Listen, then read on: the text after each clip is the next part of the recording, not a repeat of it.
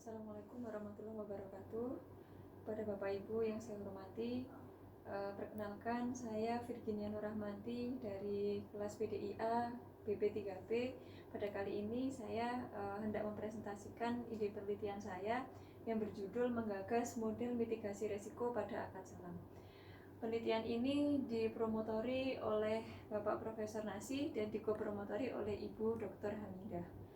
Baik Bapak Ibu sekalian, tentu ada beberapa alasan yang mendasari alasan kenapa kemudian saya tertarik mengambil penelitian bertemakan akuntansi atau akad salam ini. Nah, akan ada 3 hal yang akan saya sampaikan pada kesempatan kali ini, yaitu ada pendahuluan, tinjauan pustaka, dan yang terakhir tentang metode. Nah, alasan yang pertama yang mendasari saya sehingga tertarik mengambil tema ini adalah jumlah pembiayaan akad salam yang terus bernilai 0 selama 1 dekade terakhir. Data ini saya ambil dari laporan keuangan yang dirilis oleh OJK sejak tahun 2010 sampai tahun 2019. Jadi ketika saya coba merangkum, tampak bahwa selama 10 tahun jumlah pembiayaan akad salam terus bernilai 0. Sementara kebalikannya untuk akad murabahah terus mengalami kenaikan dari tahun ke tahun. Nah, untuk alasan yang kedua, ternyata sejumlah penelitian menyatakan bahwa akad salam ini memiliki atau memuat misi sosial yang sangat tinggi dibandingkan dengan akad yang lainnya seperti murabahah, mudharabah, dan yang lainnya. Nah, maka di sini saya tertarik karena ada paradoks di sana, di mana fenomena mengatakan bahwa praktik tidak tertarik dengan akad salam, sementara secara teoritis akad ini memiliki misi sosial yang sangat tinggi. Nah, sejumlah penelitian juga menegaskan bahwa akad salam ini, pembiayaan salam ini sangat cocok diterapkan untuk sektor agricultural. Nah, maka fenomena ini selaras dengan kondisi di Indonesia yang dikenal dengan sektor agriculturalnya. Maka dengan menggagas satu model mitigasi risiko diharapkan akan dapat meningkatkan kesejahteraan petani di Indonesia. Selanjutnya, yang keempat, saya tertarik pula karena ada banyak penelitian yang saya rangkum di sini yang menyatakan atau sama bersatu kesimpulan bahwa lembaga keuangan syariah di Indonesia itu sebetulnya setelah mengalami disorientasi pada aspek materialis daripada sosial atau spiritualis.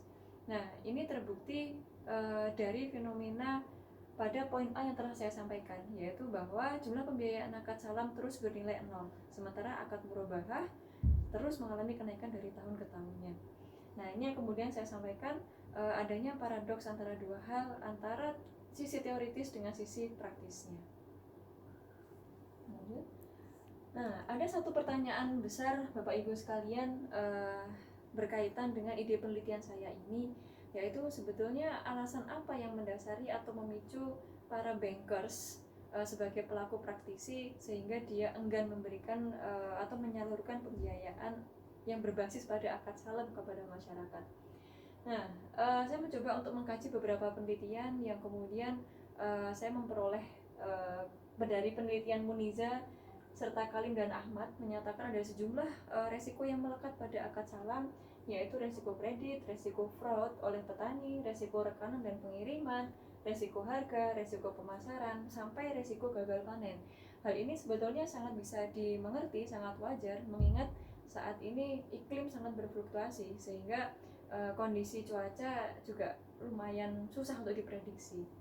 Nah, maka dari latar belakang yang telah saya sampaikan, saya mencoba untuk mengerucutkan pada dua hal, bahwa akad salam ini sebetulnya memiliki kontribusi yang tinggi pada perwujudan misi sosial.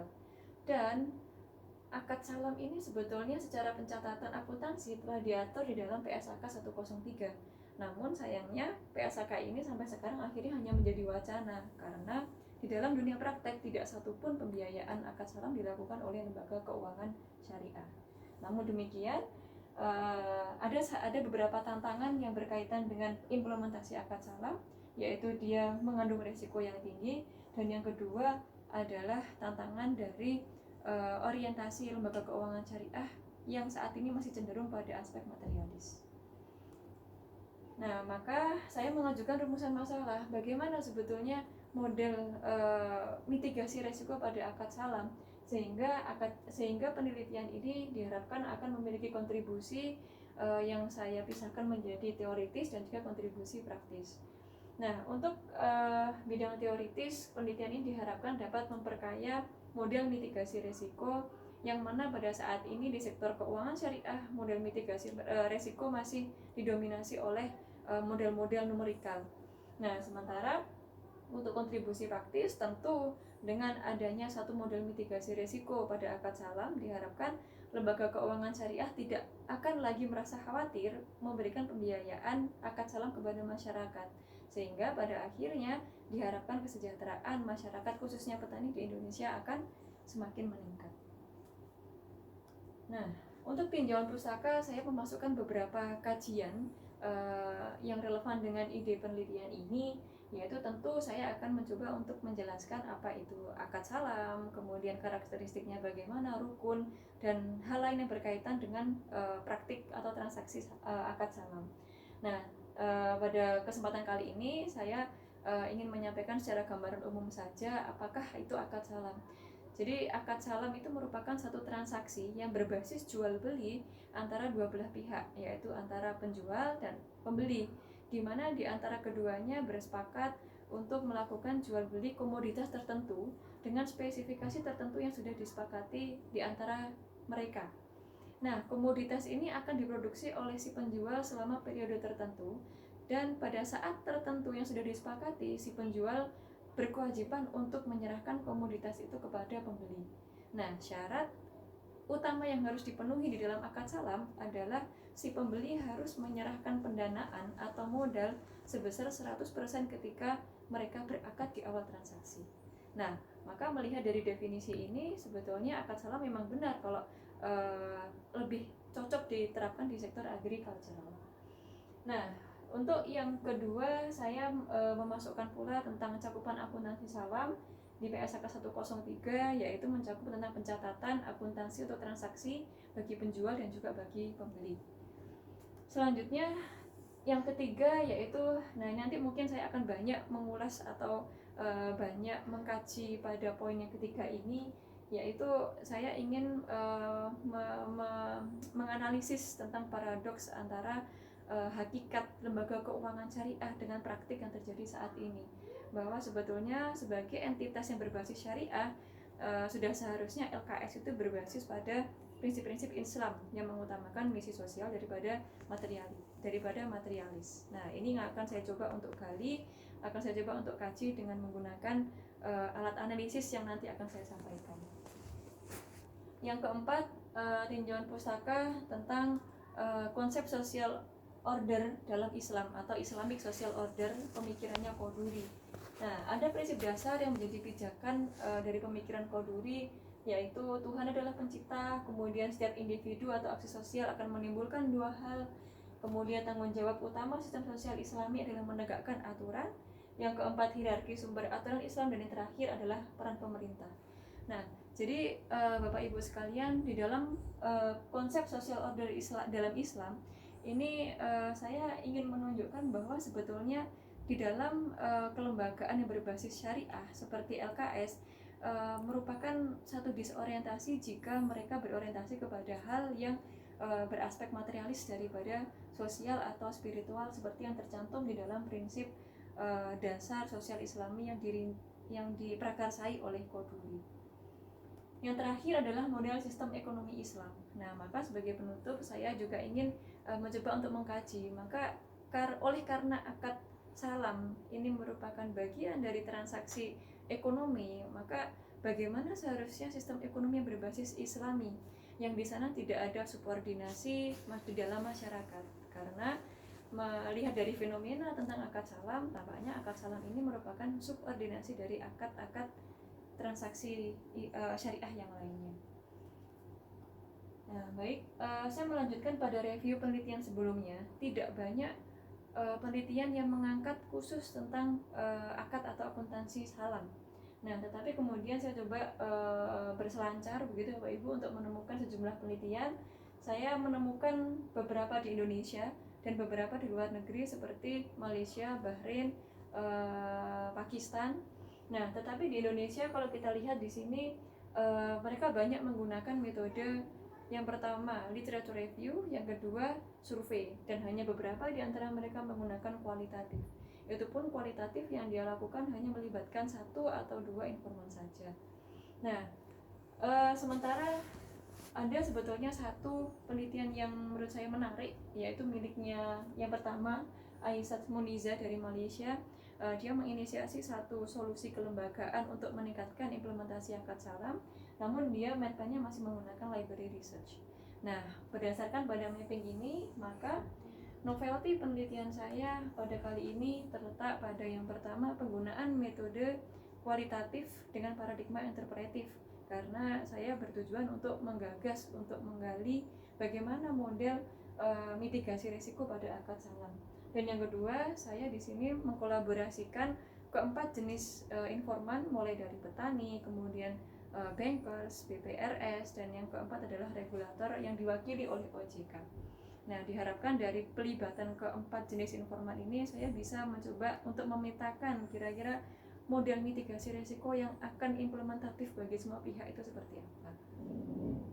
Metode sebagai bagian terakhir dari presentasi saya kali ini adalah metode kualitatif yang tadi saya sampaikan. Saya pergunakan untuk untuk metodologi penelitian ini dengan menggunakan paradigma interpretif, karena paradigma interpretif lebih cenderung kepada penggalian aktivitas-aktivitas empiris di lapangan. Nah, maka karena itu saya di sini mencoba untuk mengkolaborasikan empat jenis informan. Yang pertama adalah petani. Ini nanti akan saya libatkan dua kelompok petani dari kota yang berbeda, dari jenis pertanian yang berbeda. Harapannya dengan melibatkan petani ini saya bisa memotret, saya bisa menggali kira-kira aktivitas pembiayaan mereka selama ini seperti apa, untuk saya mengetahui bagaimana resiko yang mereka hadapi, apa saja resiko yang mereka hadapi selama masa produksi sampai pasca produksi. Nah, yang kedua, saya tentu akan melibatkan banker syariah dari sejumlah perbankan syariah di Indonesia. Hal yang ingin saya sampaikan adalah alasan apa yang mendasari mereka sehingga mereka enggan untuk memberikan pembiayaan akuntansi salam. Dan yang kedua, saya juga ingin melihat kira-kira berdasarkan dari opini mereka, apa solusi yang bisa mereka berikan, model mitigasi seperti apa ditinjau dari sudut pandang bankers untuk meningkatkan atau optimalisasi akad salam ini. Dan yang ketiga, praktisi BPRS. Kenapa saya melibatkan level mikro? Kalau yang bankers tadi adalah level makro, yang ini adalah level mikro, karena saya ingin mencoba untuk menggali, menilai kira-kira bagaimana perilaku masyarakat dalam melakukan pembiayaan selama ini. Nah, apakah terjadi kredit macet dan seterusnya, itu harapannya akan bisa saya peroleh melalui mapping kualitatif ini. Dan yang terakhir adalah OJK. Nah, pada tahapan regulator atau OJK ini saya berharap akan mengetahui sejauh mana dukungan pemerintah terhadap sektor agricultural di Indonesia, terutama berkaitan dengan peningkatan akad salam. Dan yang terakhir, Bapak Ibu, alat analisis yang akan saya pergunakan adalah menggunakan pemikiran Kouduri tentang Islamic Social Order. Nah, yang pertama nanti saya akan mencoba untuk menjelaskan apa itu Islamic Social Order, kunci-kunci, key point dari pemikiran beliau. Kemudian saya akan melakukan kajian mendalam tentang disorientasi lembaga keuangan syariah saat ini, yaitu pada aspek materialis daripada sosial dan spiritualis. Paradoks itu akan saya coba untuk gali, akan saya coba untuk kaji. Nah, sehingga dari situ Islamic Social Order ini akan tercapai ketika model mitigasi risiko ini akan terbentuk atau ditemukan. Nah, maka pada akhirnya setelah model mitigasi risiko ini berhasil dipetakan, harapannya akad salam ini akan terus bisa diimplementasikan, yang pertama, dan yang kedua nilainya diharapkan akan terus meningkat. Dan yang terakhir, maka dengan optimalisasi akad salam diharapkan kesejahteraan masyarakat akan terwujud melalui sektor agricultural. Baik Bapak Ibu sekalian, saya rasa demikian materi penelitian yang bisa saya sampaikan. Mohon masukan Bapak Ibu Saya akhiri, wassalamualaikum warahmatullahi wabarakatuh.